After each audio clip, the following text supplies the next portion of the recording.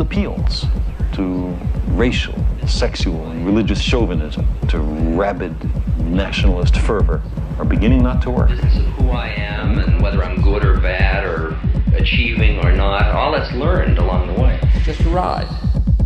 And we can change it anytime we want. It's only a choice. No effort, no work, no job, no savings of money. I realized that I had the game wrong. That the game was to find out what I already was. Institution of politics, and thus politicians themselves, have absolutely no true relevance as to what makes our world and society function. It's not politicians that can solve problems. They have no technical capabilities. They don't know how to solve problems. Even if they were sincere, they don't know how to solve problems. It's the technicians that produce the desalination plants. It's the technicians that give you electricity, that give you motor vehicles, that heat your house and cool it in the summertime. It's technology that solves problems, not politics. Politics cannot solve problems because they're not trained to do so. Very few people today stop and consider what it is that actually improves their lives. Is it money? Obviously not. One cannot eat money or stuff money into their car to get it to run. Is it politics? All politicians can do is create laws, establish budgets, and declare war. Is it religion? Of course not. Religion creates nothing except intangible emotional solace for those who require it. The true gift that we as human beings have, which has been solely responsible for everything that has improved our lives, is technology. What is technology? Technology is a pencil which allows one to solidify ideas on paper for communication. Technology is an automobile which allows one to travel faster than feet would allow. Technology is a pair of eyeglasses which enables sight for those who need it. Applied technology itself is merely an extension of human attributes which reduces human effort, freeing humans from a particular chore or problem. Imagine what your life would be like today without a telephone, or an oven, or a computer, or an airplane. Everything in your home which you take for granted, from a doorbell, to a table, to a dishwasher, is technology generated from the creative, scientific ingenuity of human technicians, not money, politics, or religion. These are false institutions. And writing your congressman is fantastic. They tell you to write your congressman if you want something done.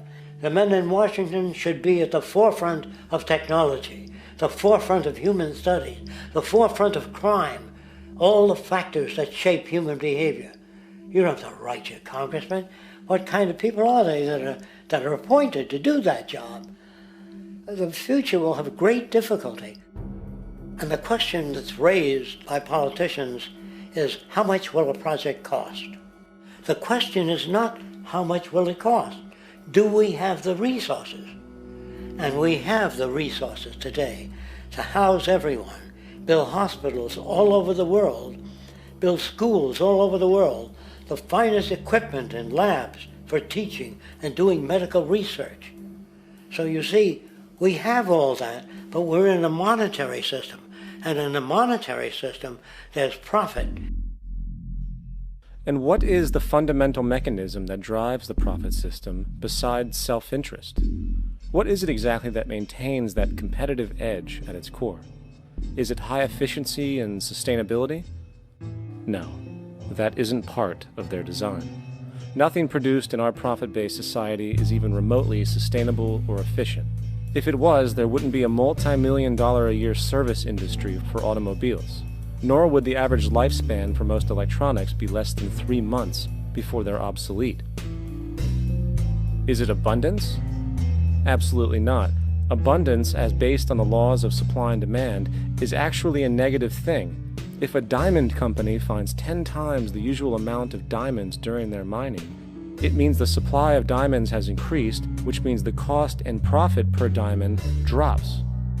The fact is, efficiency, sustainability, and abundance are enemies of profit. To put it into a word, it is the mechanism of scarcity that increases profits. What is scarcity? Based on keeping products valuable. Slowing up production on oil raises the price. Maintaining scarcity of diamonds keeps the price high. They burn diamonds at the Kimberley diamond mines. They're made of carbon. That keeps the price up. So then, what does it mean for society when scarcity, either produced naturally or through manipulation, is a beneficial condition for industry? It means that sustainability and abundance will never ever occur in a profit system, for it simply goes against the very nature of the structure. Therefore, it is impossible to have a world without war or poverty. It is impossible to continually advance technology to its most efficient and productive states. And, most dramatically, it is impossible to expect human beings to behave in truly ethical or decent ways.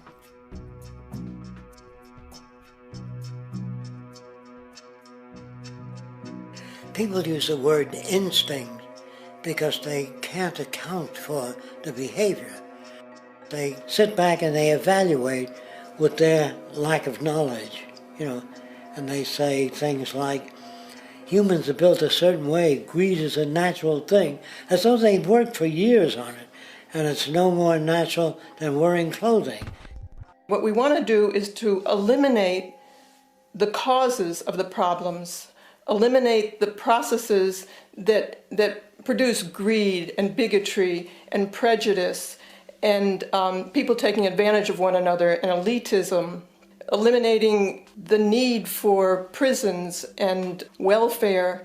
We have always had these problems because we have always lived within scarcity and barter and monetary systems that produce scarcity. If you eradicate the conditions that generate what you call socially offensive behavior, it does not exist. The guy said, well, isn't that inborn? No, it's not. There is no human nature, there's human behavior, and that's always been changed throughout history. You're not born with bigotry and greed and corruption and hatred. You pick that up within the society. War, poverty, corruption, hunger, misery, human suffering will not change in a monetary system. That is, there'll be very little significant change. It's going to take the redesign of our culture, our values, and it has to be related to the carrying capacity of the earth, not some human opinion or some politician's notions of the way the world ought to be, or some religious notions of the conduct of human affairs. And that's what the Venus Project is about. The society that we're about to talk about is a society that is free of all the old superstitions, incarceration, prisons, police, cruelty, and law. All laws will disappear, and the professions will disappear that are no longer valid, such as stockbrokers, bankers, advertising, gone forever, because it's no longer relevant. When we understand that it is technology devised by human ingenuity which frees humanity and increases our quality of life, we then realize that the most important focus we can have is on the intelligent management of the Earth's resources. For it is from these natural resources we gain the materials to continue our path of prosperity. Understanding this, we then see that money fundamentally exists as a barrier to these resources, for virtually everything has a financial cost. And why do we need money to obtain these resources? Because of real or assumed scarcity. We don't usually pay for air and tap water because it is in such high abundance, selling it would be pointless. So then, logically speaking, if resources and technologies applicable to creating everything in our societies, such as houses, cities, and transportation, were in high enough abundance, there would be no reason to sell anything. Likewise, if automation and machinery was so technologically advanced as to relieve human beings of labor, there would be no reason to have a job. And with these social aspects taken care of, there would be no reason to have money at all. So the ultimate question remains: do we on Earth have enough resources and technological understanding to create a society of such abundance that everything we have now could be available without a price tag and without the need for submission through employment? Yes, we do. We have the resources and technology to enable this at a minimum, along with the ability to raise the standard of living so high that people in the future will look back at our civilization now and gawk at how primitive and immature our society was. What the Venus Project proposes is an entirely different system that's updated to present-day knowledge. We've never given scientists the problem of how do you design a society which would eliminate boring and monotonous jobs, that would eliminate accidents in transportation, that would enable people to have a high standard of living, that would eliminate poisons in our food, that would give us other sources of energy that are clean and efficient. We can do that out there.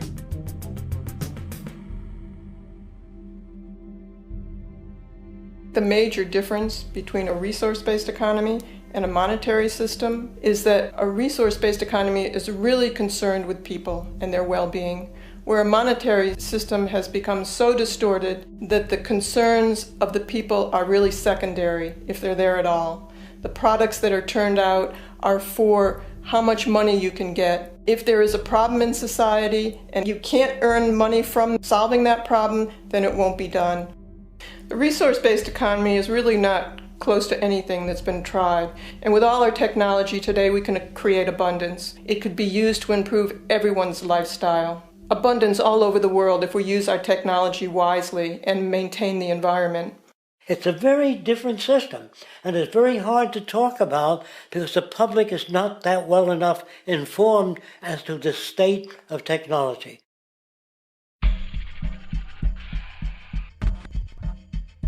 At present, we don't have to burn fossil fuels. We don't have to use anything that would contaminate the environment. There are many sources of energy available. Alternative energy solutions pushed by the establishment, such as hydrogen, biomass, and even nuclear, are highly insufficient, dangerous, and exist only to perpetuate the profit structure that industry has created. When we look beyond the propaganda and self-serving solutions put forth by the energy companies, we find a seemingly endless stream of clean, abundant, and renewable energy for generating power. Solar and wind energy are well known to the public, but the true potential of these mediums remains unexpressed. Solar energy, derived from the sun, has such abundance that 1 hour of light at high noon contains more energy than what the entire world consumes in a year. If we could capture 1/100% of this energy, the world would never have to use oil, gas, or anything else. The question then is not availability, but the technology to harness it. And there are many advanced mediums today which could accomplish just that, if they were not hindered by the need to compete for market share with the established energy power structures. Then there's wind energy. Wind energy has long been denounced as weak, and due to being location-driven, impractical. This is simply not true. The U.S. Department of Energy admitted in 2007 that if wind was fully harvested in just 3 of America's 50 states, it could power the entire nation. And then there are the rather unknown mediums of tidal and wave power. Tidal power is derived from tidal shifts in the ocean. Installing turbines which capture this movement generates energy. In the United Kingdom, 42 sites are currently noted as available, forecasting that 34% of all the UK's energy could come from tidal power alone. Wave power, which extracts energy from the surface motions of the ocean, is estimated to have a global potential of up to 80,000 terawatt-hours a year. This means 50% of the entire planet's energy usage could be produced from this medium alone. Now, it is important to point out that tidal, wave, solar, and wind power requires virtually no preliminary energy to harness, unlike coal, oil, gas, biomass, hydrogen, and all the others. In combination, these four mediums alone, if efficiently harnessed through technology, could power the world forever.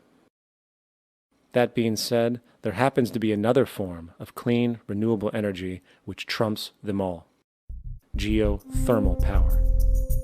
Geothermal energy utilizes what is called heat mining, which, through a simple process using water, is able to generate massive amounts of clean energy. In 2006, an MIT report on geothermal energy found that 13,000 zettajoules of power are currently available in the Earth, with the possibility of 2,000 zettajoules being easily tappable with improved technology. The total energy consumption of all the countries on the planet is about half of a zettajoule a year. This means about 4,000 years of planetary power could be harnessed in this medium alone. And when we understand that the Earth's heat generation is constantly renewed, this energy is really limitless and could be used forever. These energy sources are only a few of the clean, renewable mediums available, and as time goes on, we will find more. The grand realization is that we have total energy abundance without the need for pollution, traditional conservation, or in fact, a price tag. And what about transportation? The prevailing means of transportation in our societies is by automobile and aircraft, both of which predominantly need fossil fuels to run. In the case of the automobile, the battery technology needed to power an electric car that can go over 100 miles an hour for over 200 miles on one charge exists, and has existed for many years. However, due to battery patents controlled by the oil industry, which limits their availability to maintain market share, coupled with political pressure from the energy industry, the accessibility and affordability of this technology is limited. There is absolutely no reason other than pure, corrupt profit interest that every single vehicle in the world cannot be electric and utterly clean, with zero need for gasoline. As far as airplanes, it is time we realize that this means of travel is inefficient, cumbersome, slow, and causes far too much pollution. This is a maglev train. It uses magnets for propulsion. It is fully suspended by a magnetic field and requires less than 2% of the energy used for plane travel. The train has no wheels, so nothing can wear out. The current maximum speed of versions of this technology, as used in Japan, is 361 miles per hour. However, this version of the technology is very dated. An organization called ET3, which has connections with the Venus Project, has established a tube-based maglev that can travel up to 4,000 miles per hour in a motionless, frictionless tube, which can go over land or underwater. Imagine going from LA to New York for an extended lunch break, or from Washington, D.C. to Beijing, China in 2 hours. This is the future of continental and intercontinental travel: fast, clean, with only a fraction of the energy usage we use today for the same means. In fact, between maglev technology, advanced battery storage, and geothermal energy, there would be no reason to ever burn fossil fuels again. And we can do this now if we were not held back by the paralyzing profit structure. Now, America is inclined toward fascism. It has a propensity, by its dominant philosophy and religion, to uphold the fascist point of view. American industry is essentially a fascist institution. If you don't understand that, the minute you punch that time clock, you walk into a dictatorship. We're given notions about the respectability of work, and I really look at it as being paid slavery. They're brought up to believe that you shall earn your living by the sweat of your brow. That holds people back, freeing people from drudgery, repetitive jobs which make them ignorant. You rob them.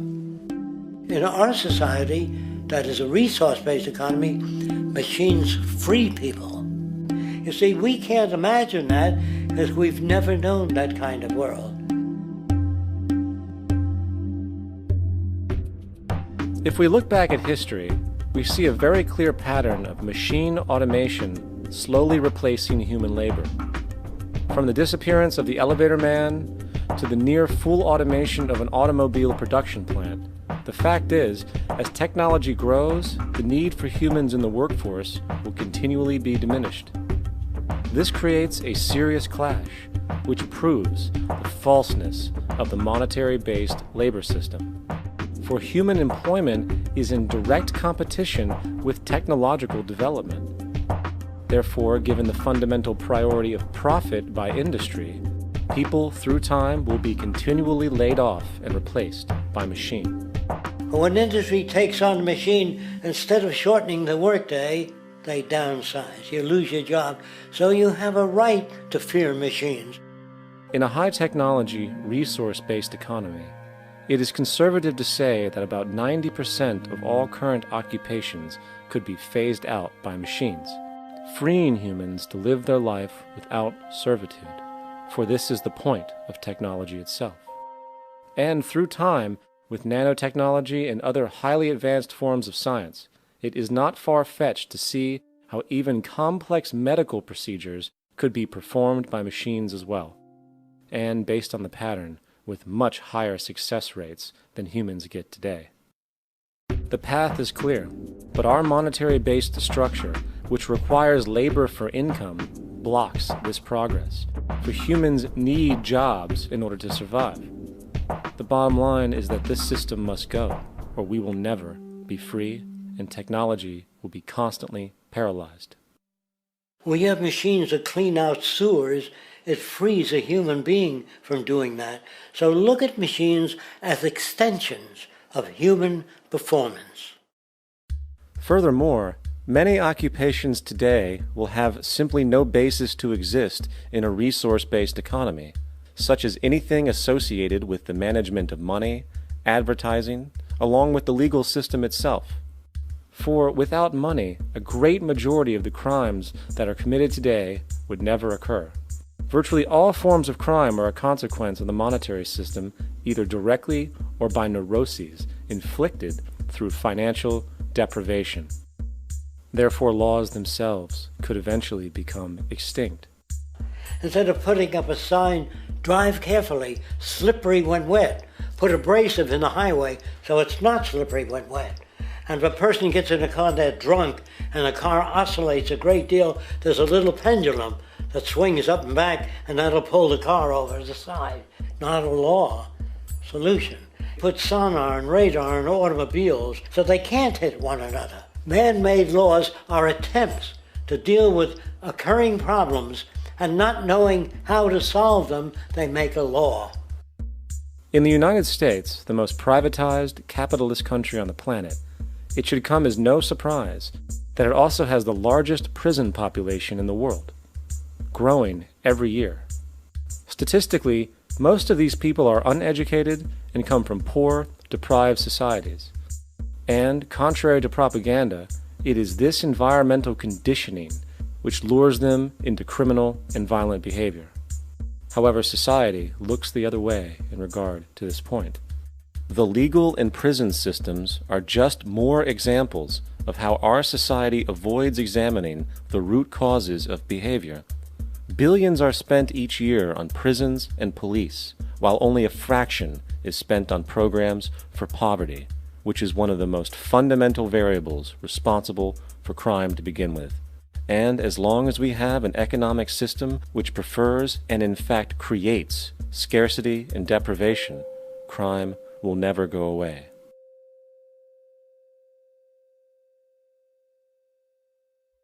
If people have access to the necessities of life without servitude, debt, barter, trade, they behave very differently. You want all these things available without a price tag. Now then, you gotta have a price tag. Well, what'll motivate people? Man gets everything he wants, he just lay around in the sun. This is the myth they perpetuate. People in our culture are trained to believe that the monetary system produces incentive. If they have access to things, why should they want to do anything? They will lose their incentive. That's what you're taught to support the monetary system. When you take money out of the scenario, there would be different incentives, very different incentives. When people have access to the necessities of life, their incentives change. What about the moon and the stars? New incentives arise. If you make a painting that you will enjoy giving it to other people, not selling it.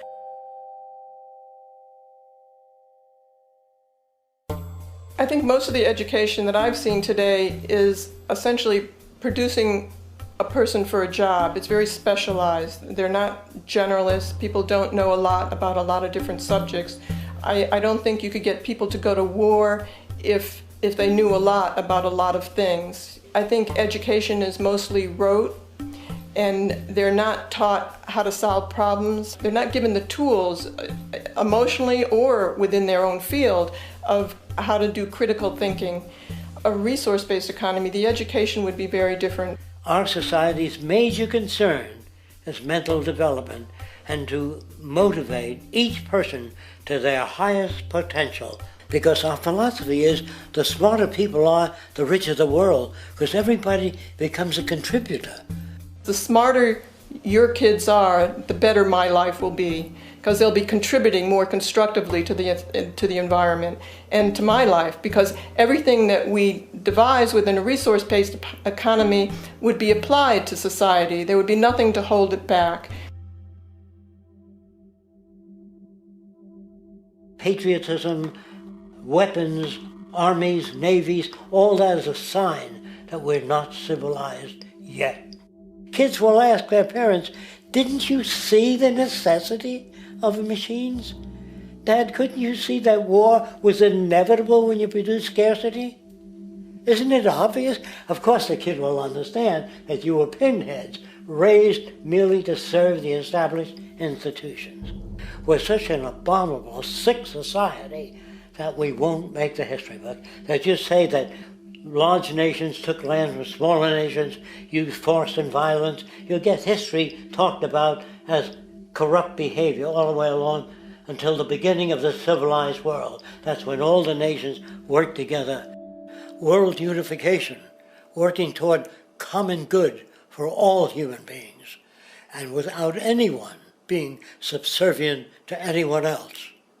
Without social stratification, whether it be technical elitism or any other kind of elitism, eradicated from the face of the earth. The state does nothing because there is no state.